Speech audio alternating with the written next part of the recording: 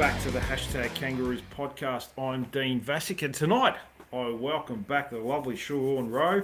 It's been a while, Siobhan. Oh, yeah, it's been a long while, actually, Siobhan. And I'd love to say that the team is flying, but every time you come on after an absence, they seem to be going from bad to worse. But let's get your thoughts from last week, that second quarter. I'm still I'm still having nightmares about it, Siobhan. I still wake up in the middle of the night in cold sweats thinking about it.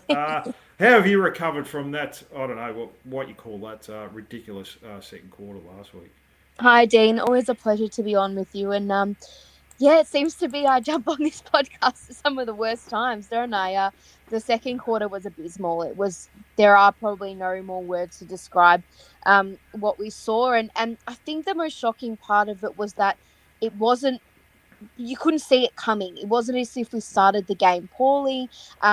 I think you and Jesse touched on it the other day that we actually probably should have been.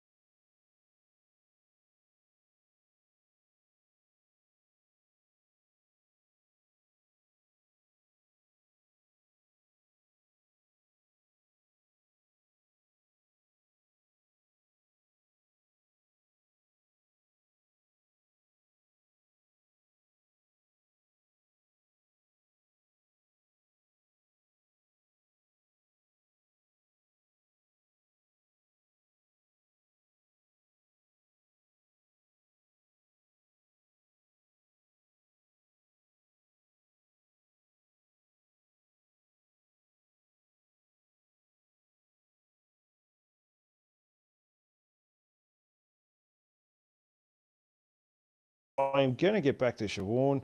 Um, yeah, I'm sorry about that, my lovely audience, but I will just text Siobhan back because she has left.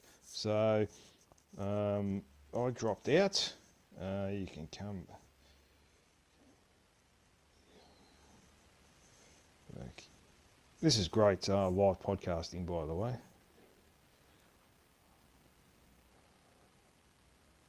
All right, so I've sent a message to Siobhan. I'm sorry about this, people, but even the internet guides don't want me to talk about it. That's how bad that second quarter was last week. So I'm just going to go through some statistics in case you missed the show the other day. So, second quarter disposals. Adelaide Crows 117, North Melbourne 43. Contested possessions, Adelaide 43, North Melbourne 22. Tackles, Adelaide 31 to 14. Not only did they have three times as many possessions as we did, they had more than twice as many tackles. That's unfathomable. How the hell do you do that? 5 marks in a quarter we had last week. Inside 50, 16. 6 inside 50s out of 43 possessions is actually not too bad when you think about it.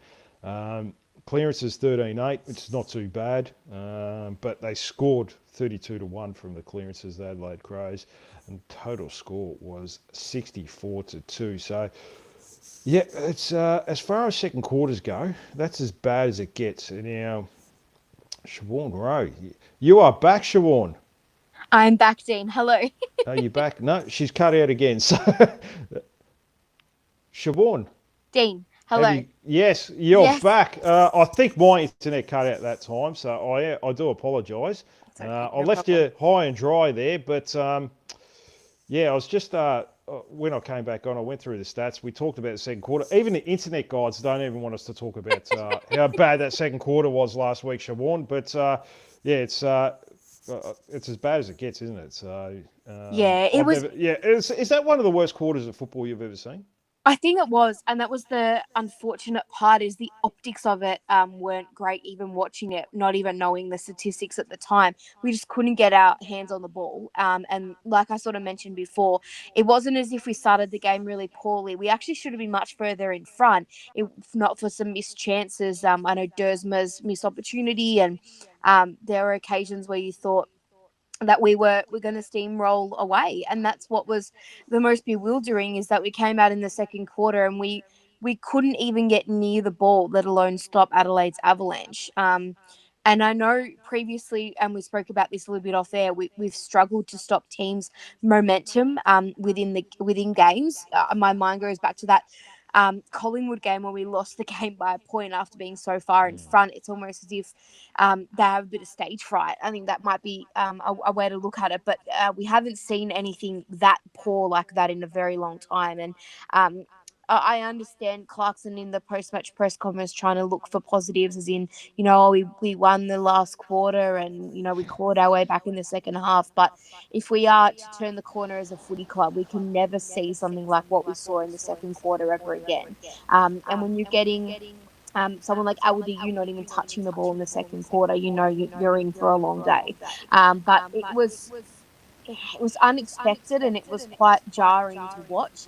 And I mean, we'll discuss this Saturday. But I just fear for whether if there's a repeat offence if we see that again. Every team is allowed to have a bit of an aberration, and maybe that's our aberration. And unfortunately, it's a pretty big one considering the standard of footy that we produce. And we just went away from all fundamentals. We went away from everything that helped us be a high quality football club for the most part this year, and be competitive in nearly every game, and be sitting at 4 wins. It was jarring to look at, and like I said, it was just more unexpected considering everything that we had done. And I know I haven't spoken to you in a little while, and I didn't give my tip, but I truly believe that we were in that game. I'm putting it down to the Adelaide Oval curse. I truly think that we may never win there. And every time we're fixtured to play a game there, we may as well, even if it's a practice match, put it down as a loss, because that ground just holds some serious demons for us. But yes, it was everything that you don't want to see from the footy club. We've seen some bad football probably over the last 6 or 7 years. We haven't won many games, but that was the worst. And that's probably the worst. I've been following football for 35 years, and that's saying something when I think it's one of the worst quarters I've ever seen. So we'll move forward anyway, Siobhan. We can only move forward now. We can't always look back with regret. Question for you, Dean. Do you think it was a matter of... I mean, I heard this during the week from David King, sort of saying that they might have spent it before they earned it. And we had seen that a little bit in the West Coast game as well, because we lost that game, but we came out in the first quarter and we were actually miles in front. Do you think it's a potential that the team was a little bit laconic and thought maybe that it would just happen for them, and then Adelaide put the foot to the throat? Do you think it's an attitude issue, or do you think the better side on the day just produced much better football? Yeah, without going into people's heads and what was going on through each individual, it probably was a little bit of an attitude. I mean, generally speaking, anything that's that bad, where they've had 3 times as many possessions as we have, and they've had twice as many tackles in that period, that's got to be an attitude thing too. And I don't know how you can be that reactive. I just don't know how you can capitulate like that. And especially, these players get paid a lot of money to play football, and the preparation and the planning they do is like, nothing that, that is the highest of standards. So for the team, whether it's coaching and players, a combination of both or whatever it is, for something like that to happen, is really shocking and surprising, to be honest with you. So I think it is a bit of attitude, just getting back to your original point, Siobhan.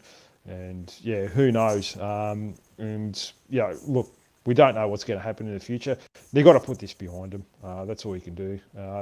Alistair Clarkson always talks about the rearview mirror, and they've got to do that.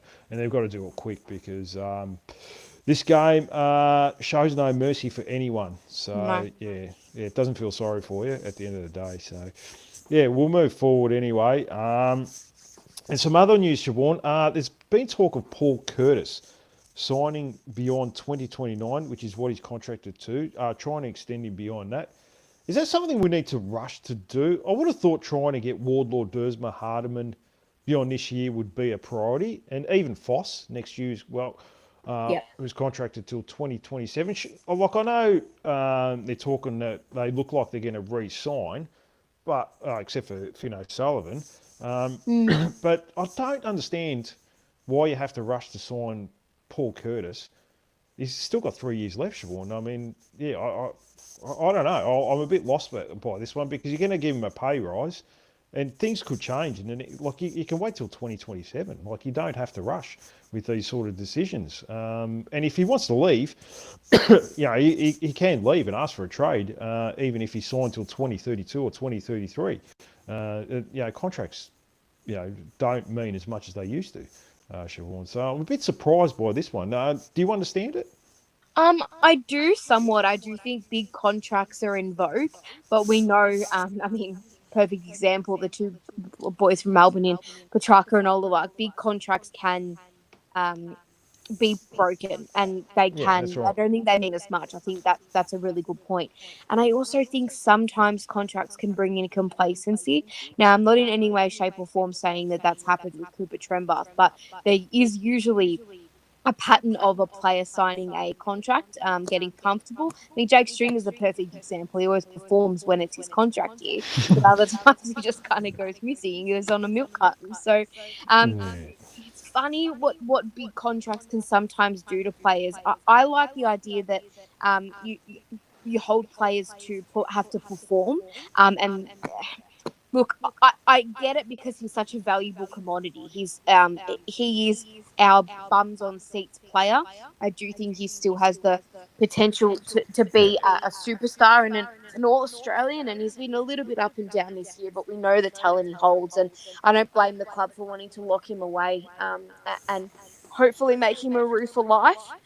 We don't know necessarily what's going on behind closed doors when it comes to Dersma's contract or Sullivan's contract or Wardlaw's contract. Hopefully, all of them are in the works. And I really hope there's a contract on the table for Hardiman and Dawson that are signed, Yeah. because I think they're also two, not as prominent, but certainly key parts of the rebuild that we need to lock away as well. So that all might be going on in the background. And don't forget, Dean, there's a lot of talk about someone like Darcy Wilson, Yeah. and there are the opportunity to get some new roos through the door as well, and the draft too. I as much as I'd like to not think this way, I do still think that we are a side that will be getting a fairly high draft pick this year. So, yes, it's a very long-winded answer to your question about Paul Curtis, Yeah. but Yeah. I do absolutely think that they are trying to just get on the front foot to ensure that he doesn't get snapped up. But yeah, long term contracts. I'm not a Kane Cornes fan, but I do understand what he says when he refers to not signing players for 10 years, because you never know. And I'm not saying this would Yeah. ever happen, but he could break down tomorrow, and then we sign him up for a long term deal, and we're paying him good money to not participate really. So they always come with risk, but I think the North Melbourne Football Club have a history of giving long deals with big money to spuds. I mean, Jared Pollock's a perfect example of that. And I know you love him, Dean, but we brought across Zach Fisher on a 5-year deal, and he's playing most of his career in the VFL. So I think this is a wise decision to sign someone up that is a key part of the future, rather than a bang average player, in the hopes to just keep them at the football club or bring them across. So this one I can understand to a certain extent. Am I sort of on the same path as you, or do you not like the idea of having a big deal? Oh, I just don't think it should be a priority. Like, I don't think you have to rush to. Like, if he's got another 3 years left after this year, like, prioritise your own backyard, the players that are coming out of this year. And, I'd rather, like, I'd almost give Wardlaw, like, 4 or 5 years right now, because he's not getting to that high tier money. Dersma, I'll definitely look at 2 or 3 years. Hardiman, 2 or 3 years. Will Dawson, I'd certainly look to extend him as well. He's shown enough even as a second ruckman. But we will talk about him a bit more later and why he's playing there. But I'll certainly look at that. And Finn O'Sullivan, there's been talk about him, and Tassie. So I'd certainly be looking to sign him for Oh, a long-term absolutely. deal. Yeah. Yeah, so I wouldn't be rushing to sign Paul Curtis to, like, what are you going to get him to 2032? That's 6 years away. And if he wants to leave next year and say, oh, can I ask for a trade? Well, then the contract means nothing anyway at the end of the day. So, I wouldn't be prioritising him. And there have been talks, you mentioned Darcy Wilson, Jacob Wiedering, and now Jordan Ridley, among a few names we're into.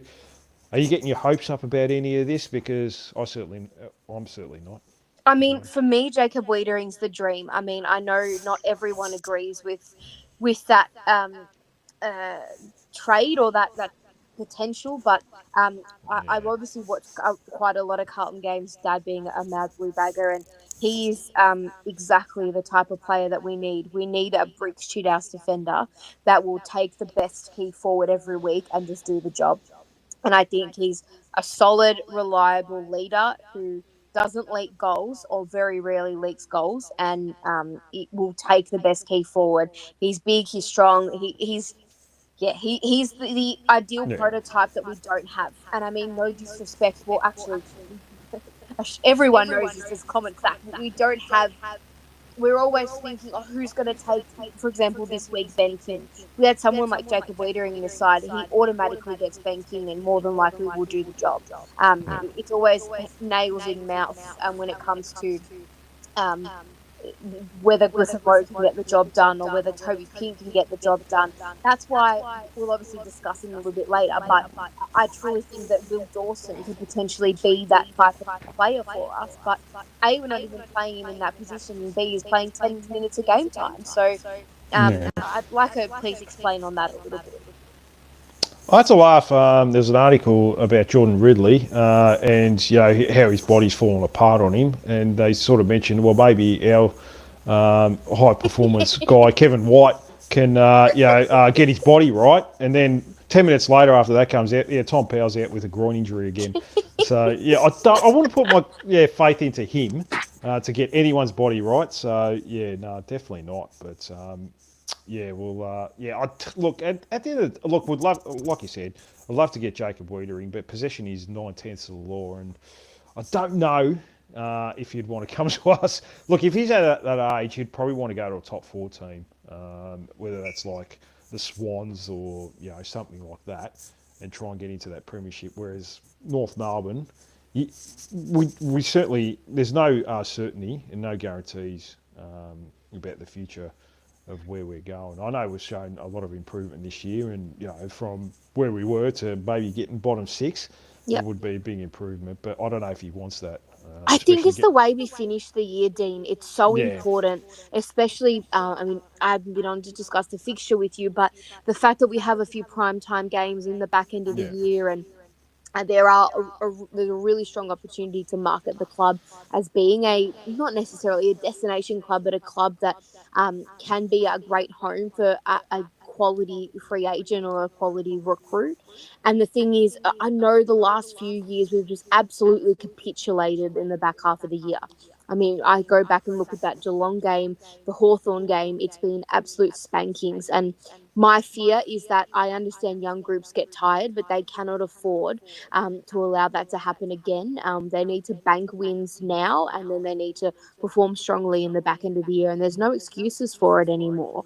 I think we're all out of it. We don't have any more excuses for poor performance. And I know we're getting ahead of ourselves. We're not even at the halfway mark of the year, but it's really important that we do promote the club and put a big step forward by saying we're coming. And it's hard to see that at the moment after what we saw against the Crows, especially in the second quarter. No, and that's the problem. Like you said, we do have some big games coming up in the second half of the year. Collingwood on a Friday night. We got that game. Thursday night too. That's what I was going to mention. Maybe if they did the fixture this week, we probably wouldn't have got any of those games. So after that performance, so we're lucky it worked out how it did. So we'll wait. It's going to be a lot of decisions made towards the back end of the year and how we perform with that. So We'll see, but we'll go to the mid-season draft now. You mentioned the draft before. The mid-season draft is coming up. It looks like Threadgold might go on an LTI, long-term injury list, if he's out for the year with the Liz Frank injury. I think he would be, which means we get one pick. And there's talk about Xavier Bamey, or however you say Baymet, is a name that we're rumoured to be into. Plays in the VFL team. As a high half forward and a player that's compared to Bailey Humphrey. I don't think he's that good just yet because everyone's compared to a gun player. But, yeah, I mean, would you be happy to get that type of player into the team? It's interesting. Like, I thought to myself, there's a kid in our VFL team by the name of James Tarrant who looks very I was going to promising. mention him, yeah. And I thought to myself whether or not the club's willing to take a risk on him, considering how well it's turned out for Trembath. And I mean, I've sulked for a long time about not being successful in those sneaky picks, but the unfortunate scapegoat in the football team at the moment is Tom Myers, and I think he hasn't really put a foot wrong. He's been really good, and he was an SSP. So you can find diamonds in the rough. I don't know enough about this kid to make a judgment necessarily, but I do think whoever we pick in there, it is very much a punt. And he could be a success story, whether or not they go down the path of this kid, or whether they look at someone like James Tarrant. Yeah, it's an interesting. I know Alex Murkov is also in there, who's I think he's more a ruckman who's previously been AFL listed. There's opportunity to take a project player or someone that can come in and make an instant impact. Yeah, he's very high skilled, this kid. I've seen a bit of the VFL. Yep. He's a good little player. I don't know why. I don't know if they're hiding him at the moment because he hasn't been playing VFL the last couple of weeks. So I don't know if they're hiding him, but yeah, he looks a very skillful player inside that forward 50, which is, I mean, he's not a crumbing forward in the sense of, like the Tom Papleys or anything like that. Bailey Humphrey's not even probably that type of player either. He pushes more into the midfield. Yes, I think power athlete. Yeah, James Tarrant, I think he'll go in the mid-season draft. I think he'll definitely go. He's a promising key position player. I don't know who's going to take him or if he's going to go. And it doesn't look like we're going to have two picks unless someone gets injured this week. I'm kind of hoping it's Aiden Core or not to wish injury on anyone, but if they could do their ACL. That'll be greatly appreciated. But he might be a player that might even go before we get a selection. James Tarrant, he's very highly rated and he's going to get picked up. I think there's only 8 teams with the selection at the moment, so we'll have to wait and see. But look, if we got this kid, I'd be happy with that because it's good to get a kid that we've just blooded through the VFL, similar to Cooper Trembath, and that's what I want to see. I don't want to get these players that have been on the list somewhere else and now they're 23 and they've played good in VFL football. I wouldn't mind seeing someone that's the 18, 19, 20-year-old that's they've sort of found from nowhere, and it's a bit of a lottery ticket. If it works out, it works out. If not, it's a mid-season draft pick. So absolutely, yeah, it's not going to hurt too much. But we'll go to previewing the Gold Coast, and I'm going to go to a game from the past now. I'm going to go to round 24 game against the Gold Coast Suns in 2023. So we finally snapped our brutal 21-game losing streak with a 40-point win. I think it was 37 points, actually. But in doing so, we cost ourselves the number 1 pick in Harley Reid. Fans still talk about it because it was one of the few days that the pressure was off and everything seemed to click offensively. Yes. This is the first sign of North Ball.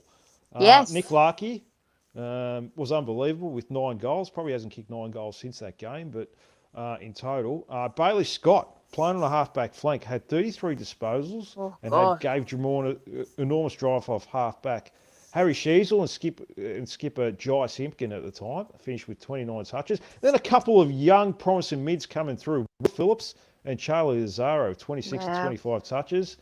And also, Eddie Ford chipped in with 3 goals. A lot of talent in this team, Siobhan. Half of them are gone now. So, what's happened? What happened with Wow. those two? What happened with those 3 players, Wow. Siobhan? Yes, I remember. I was actually in a hostel in Galway when that game was played. Oh, there you go. And I remember waking up to see the score, and I thought, what at the time? Obviously, it was the Harley Reid Cup. I think people were dobbing that game, and obviously we got Colby McKercher in that draft, so we definitely haven't lost out. But you do have to sit back and think 2023 feels like so long ago when we look at that game and the way it was played and who was dominating in that game, and the team, even though we've been through so much change, feels like it's evolved and changed again. When you look at the major ball winners being Lazaro and Phillips, they're no longer at the club, and um, I'll touch on Nick Lucky a little bit later in the preview, but he's sort of kicking 9 goals there, and then he's captained the club now and struggling a bit in form. And we're no longer playing games in Tassie. And yes, 2023 feels like a lifetime ago when it wasn't that long ago. But Gold Coast have always seemed to be a bit of a bunny side for us, Dean, haven't they? We just could never get over them, even when they weren't traveling well as a club. Even when they were on their knees and developing, I remember used to hate watching us play against the Gold Coast because Gary Ablett would always have 50 Yeah. touches and take the piss out of us, and we could never beat them up there. There was always something about playing at that ground as well. So I don't have very good memories when it comes to games against the Gold Coast. Well, we're probably the only team they've got a winning record against, to be honest with you. Every other team, they seem to probably have a negative record. So, yeah, I don't think they mind playing us either. That's the feeling I get. So, but they're not great at marble. And last time we played them, we did beat them there. We won by, I think it was 5 points. And Damien Hardwick came up with the famous quote of harden the fuck up. And they certainly have. So, yeah, wise words by the great former Richmond coach and now a Gold Coast Sun. So we'll go to team news. So only the one change. Hardeman in for Myers. Oh, boy. Yeah, I'm going to go through some questions on Twitter. I'll put the post out there. Now, you can agree with this or not. Now, Rue Salt has come in and said, we're going to get outrun again, possibly. Stephen has come in and said, had to be more than one change, but I'll back the boys in Saturday. Suns could be leg weary after the 2 games in Darwin. Great point. So, very good. James Duke, not good enough. Still too tall and slow. Going to be carved up by Noble and Rioli. Anything sticking out there? Yeah, it seems people think that we're a little bit slow. We're a little bit sort of, which I somewhat agree with. I know Gold Coast do like to move the ball very quick, and James made a great point, definitely by those 2 players as well. So, awesome, great points so far. Yeah, Brent King. Now, he said, how on God's earth is Costanti still in, Siobhan? Do you want to answer that? Yeah, we had a few lost for words, Siobhan. Look, I understand he's a role player, but it's almost like we've got the new Kane Turner, if not a more Timu version of him. It's a very strange decision to keep him in the side, and I know people were pushing for Charlie Spargo to potentially play the VFL, considering he hadn't touched the ball in the first half on the weekend. But I think Spargo's playing more of a role than Constanti is at the moment. So, yeah, I'd like to know exactly what he's bringing to the side. That's a question I'd like to ask the coaching panel. Always right has come in and said, Spargo has photos, Siobhan. Well, yeah. You got to laugh. Cold Shot sort of said, soft standards seem wishy-washy. How can they justify dropping a first-year player with a limited pre-season on the back of 4 losses in a row and the tripe they dished up last week? It's no wonder we're in the state we're in. So it's pretty strong words, isn't it? Yeah, very strong words. Old school jock. Need to really have a look at Harvey. He can't push his case any more than he has. I think he's been really good last few weeks, Siobhan. I think he's a bit stiff not to be named. I agree. I agree. I think the thing is, and we also discussed this a little bit off air too, is that I think I'm not saying the second quarter against the Crows is down to this, but we or I personally sound like a bit of a broken record. But I think a lot of the issues that we experience are again due to the miscue in this rebuild, in that it's just been poorly done, and you have situations where players that are best suited to be in one position are forced to either learn a new role, or they're having to play in positions that don't fully show off their strength and skill. I mean, Tom Powell's probably a good example of that. And I mean, Cooper Harvey's working his ass off in the VFL, but I still think he is a natural small forward. But we just have so Yeah. many of those players. And you look at someone like Cam Zerha, and there were some great points raised during the week, as in, if he's not good enough to be playing in the forward line, why are we now putting him into the back line? And it hasn't been a complete disaster, but it does scream of like, we don't have any other players that can play in that position. Which, how can we be having that conversation 7 years down this build? So it is frustrating. Going back to the point, I do think Cooper Harvey has done enough, but it's almost as if he's had to learn a new role entirely to get his way back into the team, rather than playing on his natural talent and skill, which I think has proven to be quite handy for the side, playing as a half forward. Look, I think he's been. Well, I mean, we can't do much about that, but I think he's been quite good on the halfback flank. His one-on-one work has improved a lot during the course of the year as a defender, and he's quite proactive using the ball. Like, he will take the dangerous kick, and his skills are quite good. So I would give him a shot. I mean, and I know we talk about it, and there's been other people who have come in here that probably haven't been as generous about Luke McDonald still being in the team. I won't say too much about what they've said, but look, I wouldn't mind going past a little bit of Luke McDonald and trying a Cooper Harvey. He has had a contract at the end of the year, so yeah, I mean, I don't think there's much to lose by going a bit sideways there. 100%. I think that's the thing. There isn't anything to lose. And I think people have been calling for Hardiman for a while, so it'd be great to see him this week, Yeah. even at the expense of Myers, which I struggled to kind of understand that a little bit myself. But I do agree with that. There is nothing. I don't think that anyone will be angry if we lost the game and it was because we played players like a Harvey or a Hardiman or whoever it might be. I mean, I actually think we'll be more streamlined and more competitive, really. And it's definitely not all Luke McDonald's fault, but he can certainly make some mistakes. And I think people are quick to go, well, it's because of Luke McDonald, which isn't always the case. But I think it's frustrating sometimes. Oh, it definitely is. Uh, Regarding the person that had Spargo has photos, Kobe Monster has said he has mastered the art of getting his GPS numbers up without actually doing anything. So who knows? Maybe, yeah, he must be clocking up the Ks, Charlie Spargo. He does work hard, I'll give him that. Yep. Yeah, he does work hard. But look, I think it was a brilliant bit of business signing him to a 3-year contract, Siobhan. I don't think there's any downside with that. I don't think we'll ruin we'll rue that one. But yeah, that's pretty much it. A lot of people sort of said Blameyer's been the only person getting dropped. He's a bit stiff. Yeah, and I think we've already touched Do on you that. think we're too tall? We look slow, don't we? Compared to Yeah. previous weeks, it did feel like we had lead balls against the Crows. No, and yeah, look, especially when the ball hits the ground. Yeah. Our ground ball gets, if they're not right up there, yeah, then yeah, we're pretty slow at chasing, that's for sure. But yeah, I think we could drop another tall on the back line. Like, you got Zerha, Lowe, Comben, and McDonald. You could probably get away with having like a McDonald as your third tall. Mm. I don't. I mean, what do you think about the Zerha move to the back line? Like, what's it been, 4 or 5 weeks? He had a good game against Richmond, and he's certainly shown signs. But last week, geez, he butchered the ball every time he got it.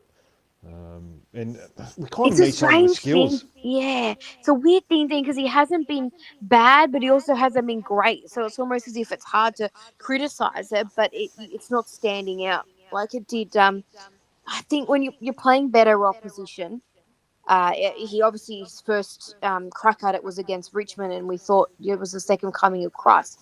But when you're playing better opposition, it's harder to actually.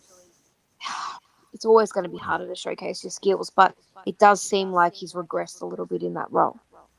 The thing it is, like, it doesn't give the opportunity for a Will Dawson to play in the back line as well. He can't play five tools. So he's going to have to play the second ruck again this week, isn't he? I'm very frustrated by this situation. I think me and you both. I just it's a weird. I'd love the opportunity to ask Alistair Clarkson what he's thinking. Not only is he playing very little minutes, he's also playing as a second ruck. When I actually think he's the perfect prototype to have as that key defender that we've been crying out for. I could be completely delusional about what I saw when he played on Sam Darcy, but he's a competitive kid. Even against the Swans, some of his moments of brilliance were his second efforts and his tackling for a tall key forward. And I think he is a competitor, and he hasn't quite been unleashed enough to actually show what he's got. It's funny that we seem to continually give certain players opportunity after opportunity, but we're not actually giving some other people opportunity to show their skills or their wear in certain positions. I don't know, Jake. It's a weird one. I would like to just see him play there for one full game. They have some really attacking, prominent forwards. And I think it's maybe an opportunity for him. We'll see how they line up. But King is obviously a very big threat for them. Well, who play? You think Logue will go to him? Sorry. I would assume so. Yeah, which worries me a little bit. But if Walter's huge and he's also capable of kicking a few bags, and it's a hard one. I think it doesn't excite you, that back line, does it? Like, you sort of think, like McDonald, you watch Logue. It doesn't, like, there's no energy, like, it doesn't bring you energy, does it, when you watch it? You just think, they're just, because you kind of know those players, each week, they give away, 1 to 2 goals just through poor turnovers or poor decisions, don't they? Yeah, that's the problem, Dean. It's not reliable, it's not sturdy. Yeah, we kind of knew going into the season that backline was going to be the issue. Yep. And it's getting fanned out against the good teams. And I don't think Cameron Zerha is going to be the answer to all the problems by putting him back there. But, you can only try these things. Do you think Foss goes to a Noah Anderson or do you think maybe Petrarca? It's a hard one. I think for me, the game breaker is definitely Christian Petrarca for the Gold Coast Suns. He's been a revelation for them, and I think he's their barometer as well. And we really struggle against that type of player because he's so powerful. He's so dynamic. He can rip you up in the midfield. He can dominate you up forward. He's elusive. Him and Humphrey.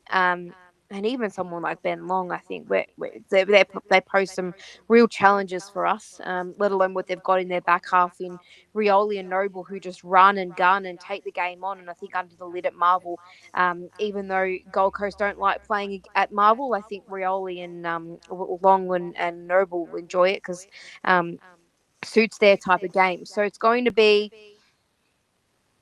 tough. It'll be when you look at that. I don't think that Foss will play against Petrarca because I think they'll break that tag by sending him forward, and then he'll cause even more headaches. But I think he's probably a perfect matchup for someone like Noah Anderson. And I think it's funny. I did a lot of calling of Noah Anderson and Matt Rowell in the under-18s, and they were like joined at the hip. And I think when one of them doesn't play well, the other one doesn't play as well either. I think they are still very much like conjoined twins a little bit. So if you can stop one, you might be able to stop the other a little bit too, because they form a dynamic duo in the Suns midfield. So I'd say Foss will probably take someone like Noah Anderson, even though he hasn't been in great form. Now that Raoul's back, I think he'll pose a significant risk. So if you can shut him out, you'll probably go a good step closer to winning the game. Yeah. Well, probably put us in the contest at least. So, what do you think? Like, do you think Costanti and Spargo, like, they'll play on the Noble Riolis and try and be defensive forwards, which I kind of hate watching because it's not exciting. They don't get front and square. But do you think that's going to be their role? I think Instanti will probably play on someone like Rioli for sure, Dean, because he can't kick goals himself. So he can't kick 25 metres. So it's going to be another defensive role for him for sure. Otherwise, he wouldn't be in the team. I think that's why he's in the team. So I would assume that he would do that, and he probably has to do a very good job to stop out Rioli for a chance of winning because they just play slingshot footy, the Suns, with those two, and they're very hard to stop if they can cover the ground. And I think that was the most disappointing thing against the Crows is just they not even necessarily known for being a slingshot side, but the way that they just transitioned the ball, that we had no answers. So if we play like that, we're no chance against the Suns under the lid. So we'll see how we go, but I think someone will have to stay on Rioli, otherwise it might be a long afternoon. I would have liked to have seen one of them out of the team because I don't think you could play both, Siobhan. I understand why they want to play both, but they're not going to hit the scoreboard. They're not going to hurt you. And yeah, it's. But at the end of the day, we don't really have an offensive small forward either at the moment. I don't think Doveston has sort of struggled when he's been in the senior team. He was okay in the reserves last week. Probably still needs a bit more of a body of work. It still needs to work on his craft a little bit more. Unfortunately, probably the one that might have come in is Zach Fisher, but he's out with a hamstring. I don't know if he's playing VFL this week. And Zach Banch is out for the next 3 to 4 weeks. I'm not sure if he's the answer.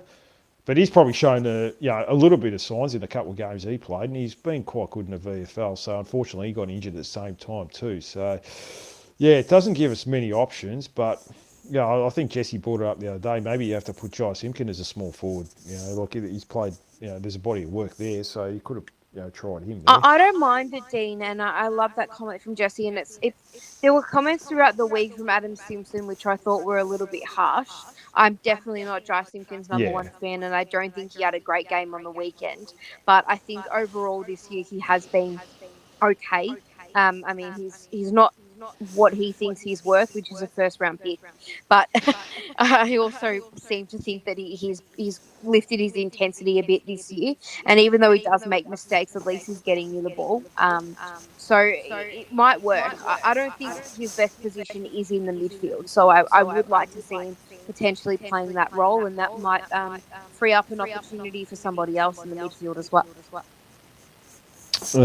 Yeah, possibly. Now, George Wardlaw's pet possum has come in. One change with capital letters and an exclamation point. So very vocal there, George Wardlaw's pet possum. I'm not going to scream it.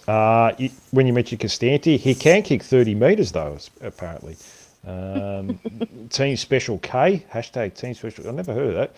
And came in with the Unleash the Sausage Party. I'm not too sure what that means, but Braden George. No, I don't think he's done much. He kicked 3 goals all in the second quarter. He had 4 touches for the game. So last week, I mean, he's just another Dersma, or something like that. And he's never going to get a game in that forward line because we've got too many forwards.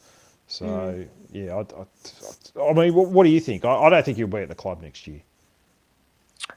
Look, Dean, I'd like to see him get an opportunity.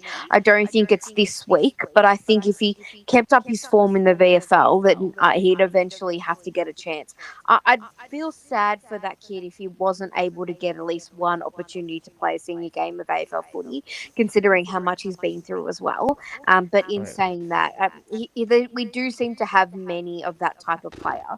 If we were crying out for that sort of medium forward, then I think he'd already be in the team. Well, I think Cooper Harvey's a better forward than he is as well. Yeah. But that's just my opinion, and it's what the club thinks. I think another club would just offer us a 4th rounder to take him on a list next year because there was a lot of hype on him going into the draft year. Yep.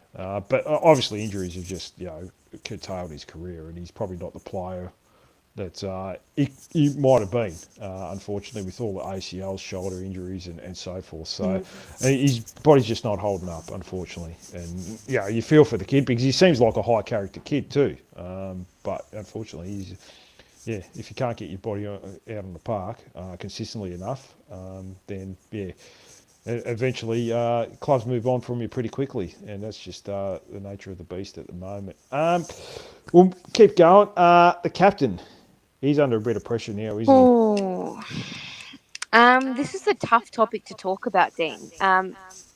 Nick Larkey is a shin boner. He is a true shin boner, but at the moment he's not playing like it. It's genuinely hard to watch. Um, I do you think that the pressure of the captaincy is causing any of this, or do you think it's a bit of just being out of form and there's a bit more pressure on him and spotlight on him because he's the captain now? I, he's shown signs of this in previous years, so I don't think it's a captaincy. I don't think we're helping him the way we deliver the ball to him. It's just a lot of like long ball Yep. on top of his head against two or three opponents. But he hasn't been doing himself any favours either. He hasn't won a one-on-one contest all year, and he hasn't given himself many opportunities. So yeah, Do you look, think the lack of form from Cooper Trembath, and I mean, I know Paul Curtis had a great game against Richmond, but I guess, I don't know, he he was hasn't good done last anything week. since. Yeah, he hasn't done Yeah. anything since. Yeah. Do you think that that's put more of a spotlight on Larky as well? Yeah, possibly. But I don't know what other role he can play. They've tried to push him up the ground a little bit. It Yep. hasn't really worked. Like, I don't know. He does his best work inside forward 50, but so does Paul Curtis. Yeah. So does Zane Dersma. And that's what I'm talking about, Braden George. He can't get in the game. He can't get a game ahead of any of those.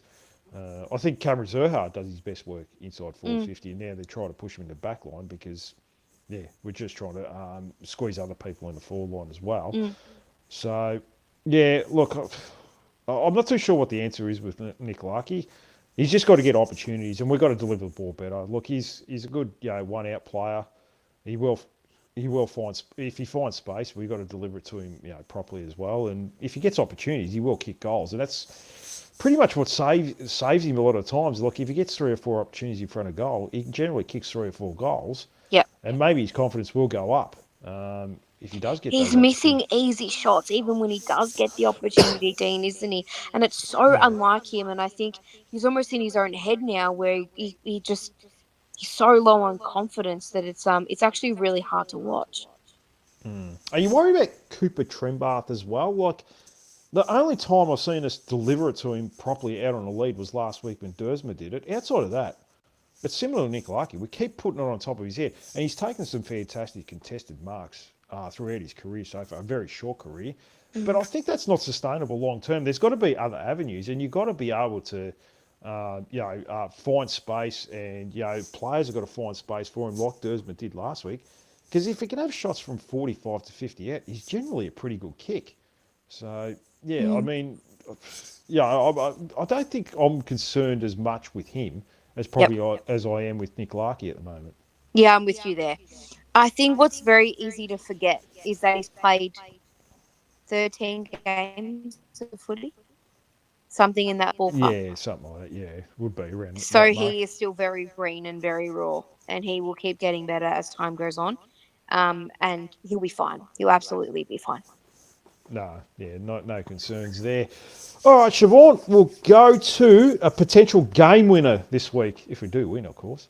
The man we were just talking about, I think Nick Larkey. It's a massive game for him. We speak about Jacob Wiedering before. If I had my choice of any defender in the competition, you'd be surprised by my answer, because I'd say Sam Collins.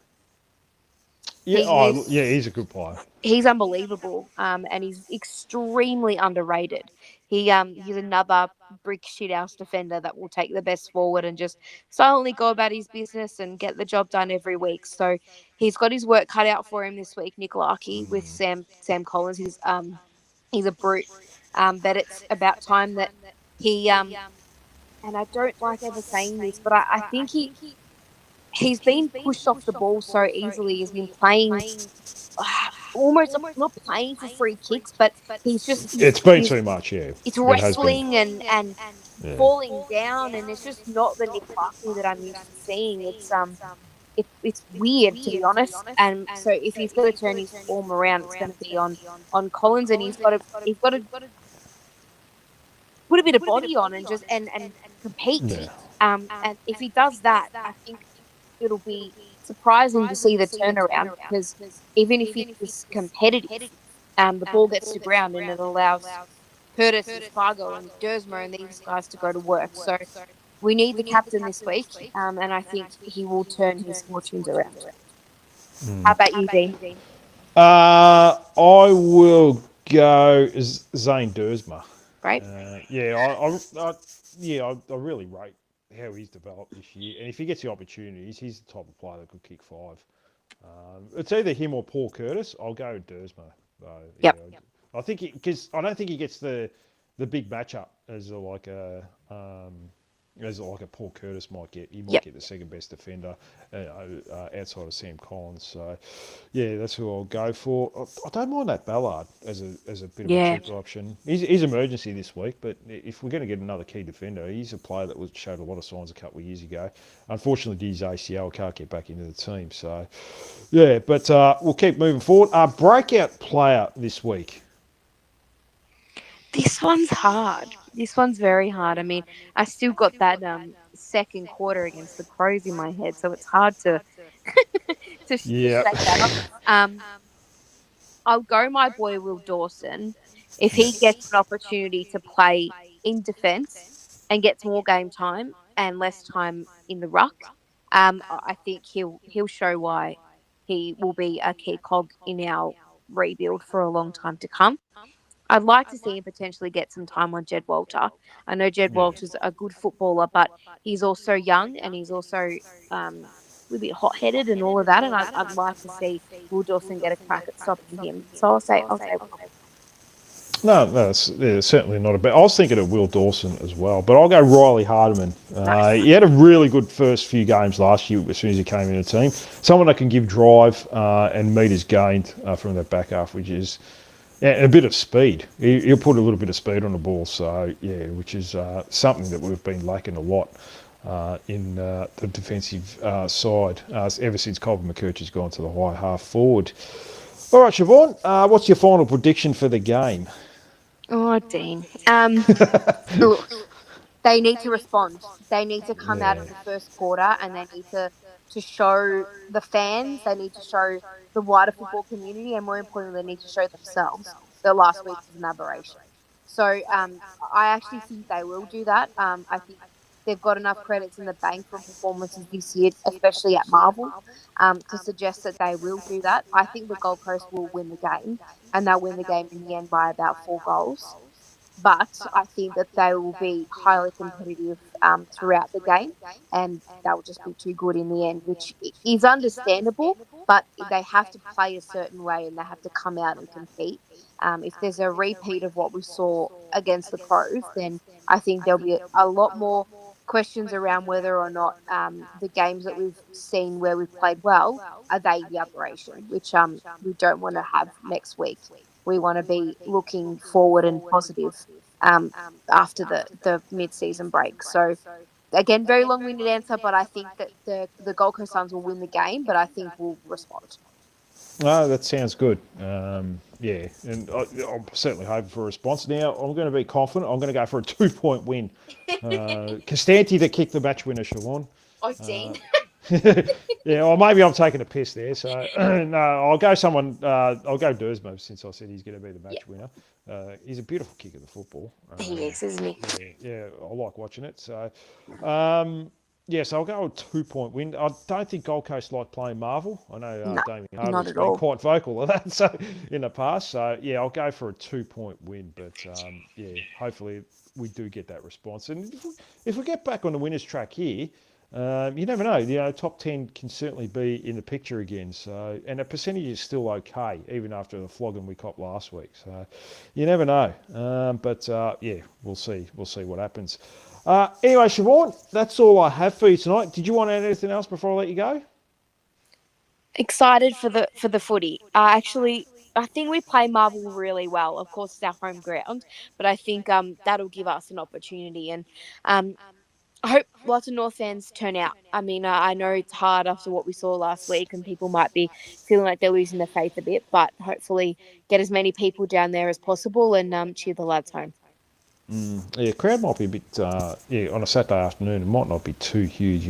I think we'd be lucky to get 20,000 to be honest, but we'll see what happens. But Siobhan, thank you so much for coming on tonight. It's been a couple of weeks. We always seem to catch up after we go through adversity. We never catch up when we've won a big game or anything like that. So, yeah, no, but thanks so much for coming on, sharing your thoughts. It's been a while, and hopefully I can have you back on next week. After a win, Dean, let's hope. No, let's certainly hope so indeed. And that's all for this episode of Hashtag Kangaroos. A massive thank you to Siobhan Rowe once again for joining the podcast and sharing her thoughts on where this North Melbourne side is at right now. So I will be back probably on Monday evening at this stage to go through and review hopefully a win against Gold Coast Suns. So, yeah, there's still plenty for Roos supporters to be excited about. Even if the results haven't fully reflected the progress yet, the effort, competitiveness, hopefully the emergence of younger players continue to give fans hope. As always, thanks to everyone for listening and supporting the podcast. Make sure to subscribe, share it with your fellow North fans, and keep backing the boys. Until next time, this has been Hashtag Kangaroos. Go the Roos.